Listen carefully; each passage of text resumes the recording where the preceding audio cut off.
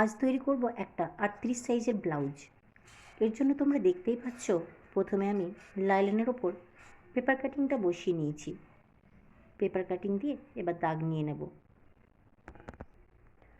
লাইলনের ওপর দাগ কেটে নিয়েছি, এবার এটাকে কেটে নেব।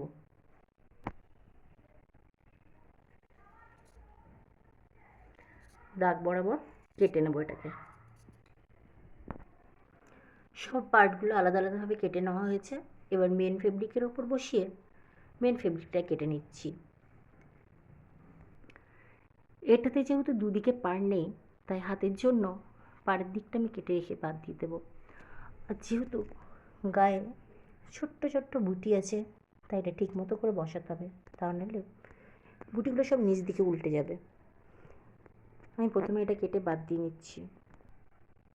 কাপড়টাতে যেহেতু খুব ভাঁজ ছিল, তাই আমি একটু আয়রন করে নিলাম। এবার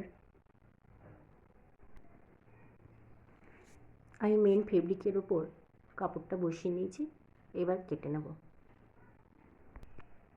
মেন ফেব্রিকটাও কেটে নিয়েছি, এবার স্টিচিং।